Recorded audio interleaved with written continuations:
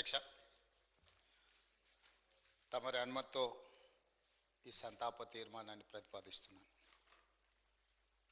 తెలంగాణ శాసనసభ సభ్యులు శ్రీ మాగంటి గోపీనాథ్ గారి మృతి పట్ల ఈ సభ తన తీవ్ర సంతాపాన్ని వ్యక్తం చేస్తూ శోకార్తులైన వారి కుటుంబ సభ్యులకు ప్రగాఢ సానుభూతి తెలియజేస్తున్నాను. అధ్యక్ష, మనందరికీ దాదాపు ఈ సభలో ఉన్న చాలామంది సభ్యులకు, ముఖ్యంగా హైదరాబాద్ నగరంలో నివసించిన వాళ్లకు, చదువుకున్న వాళ్లకు చిన్న వయసు నుంచే మాగంటి గోపీనాథ్ గారు మిత్రుడు. 1963లో జన్మించిన మాగంటి గోపీనాథ్ గారు విద్యార్థి రాజకీయాలలో చురుగ్గా ఉండడమే కాకుండా వారు 1983లో మొట్టమొదటిసారి ఎన్టీ రామారావు గారు ప్రారంభించిన తెలుగుదేశం పార్టీలో క్రియాశీలక సభ్యుడిగా చేరి ఆ పార్టీ తెలుగు యువత రాష్ట్ర అధ్యక్షుడిగా వారు దాదాపుగా 7 సంవత్సరాలు సేవలు అందించడం జరిగింది. 1985 నుంచి 1992 వరకు తెలుగు యువత అధ్యక్షుడిగా, ఎన్టీ రామారావు గారి యొక్క పరమ భక్తుడిగా, వారికి నమ్మకమైన విశ్వాసపాత్రుడైన ఒక బంటుగా ఎన్టీ రామారావు గారితోని మాగంటి గోపీనాథ్ గారికి సత్సంబంధాలు ఉండే. అదేవిధంగా వారు అర్బన్ డెవలప్మెంట్ అథారిటీ డైరెక్టర్గా హైదరాబాద్, వినియోగదారుల ఫోరం సభ్యుడిగా వివిధ బాధ్యతలను వారు నెరవేరుస్తూ వచ్చిండ్రు.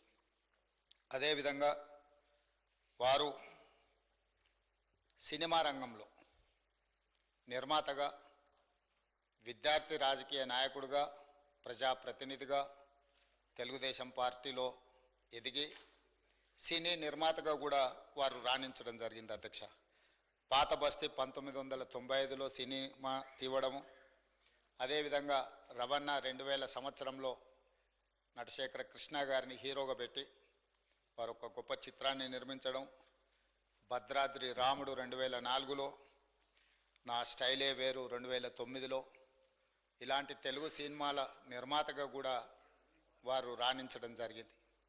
అదేవిధంగా వారికి నాకు అత్యంత సన్నిహిత సంబంధాలు, ఒక మంచి మిత్రుడు అధ్యక్ష మాగంటి గోపీనాథ్ గారు. 2014 సంవత్సరంలో నేను రెండవసారి శాసనసభ్యుడిగా, మాగంటి గోపీనాథ్ గారు మొట్టమొదటి శాసనసభ్యుడిగా ఈ సభలో మొట్టమొదటి తెలంగాణ రాష్ట్ర శాసనసభలో కలిసి పనిచేయడం జరిగింది. ఎన్నికల సమయంలో కానీ, ఎన్నికైన తర్వాత కానీ, వారు తర్వాత రాజకీయ విధానాలలో మార్పు వచ్చిన వ్యక్తిగతమైన మిత్రత్వము, అదేవిధంగా వారి యొక్క వ్యవహార శైలిలో ఎలాంటి మార్పు లేదు. ఒక మిత్రుడిగా 2014, 2018, 2023 3 సార్లు శాసనసభ్యుడిగా ఎన్నికై హ్యాట్రిక్ సాధించిన శాసనసభ్యులలో చాలా తక్కువ మందిలో మాగంటి గోపీనాథ్ గారు ఒకరు. ఈరోజు అనుకోని పరిస్థితుల్లో వారు అకాల మరణం చెందడం ఈ సభలో ఉన్న సభ్యులకే కాదు, వారి కుటుంబానికి, జంట నగరాలలో పేదలకు వారి లేని లోటు ఈరోజు మనందరం చూస్తున్నాం.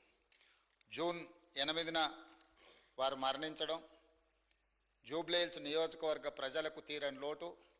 అదేవిధంగా వారి కుటుంబానికి, వారి సోదరుడు, వారి తల్లి, వారి భార్య, కుమార్తె, కుమారుడు, వాళ్ళ కుటుంబ సభ్యులకు ఒక తీరని లోటు. ఎందుకంటే అకాల మరణం ఆ కుటుంబానికి తీరని దుఃఖాన్ని తీసుకొచ్చి పెట్టింది. జూబ్లీహిల్స్ నియోజకవర్గ ప్రజలకు కూడా చాలా లోటు. ఎందుకంటే సౌమ్యుడు, మితభాషి మాగంటి గోపి. వారు చాలా తక్కువ మాట్లాడతారు.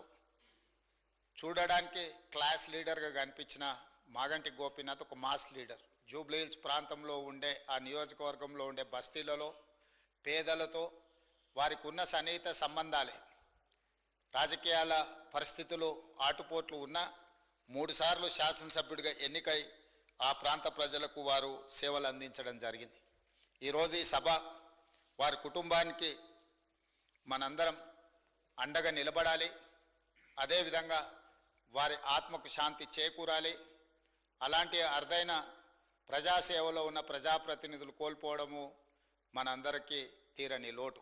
అందుకే తమరి అనుమతితో ఈ శాసనసభలో ఈ సంతాప తీర్మానాన్ని ప్రవేశపెట్టడమే కాకుండా ఆ కుటుంబానికి ప్రగాఢమైన సానుభూతి తెలియజేస్తూ వారి ఆత్మకు శాంతి చేకూరాలి అని భగవంతుడిని ప్రార్థిస్తూ తమరి దగ్గర సెలవు తీసుకుంటున్నాను అధ్యక్ష.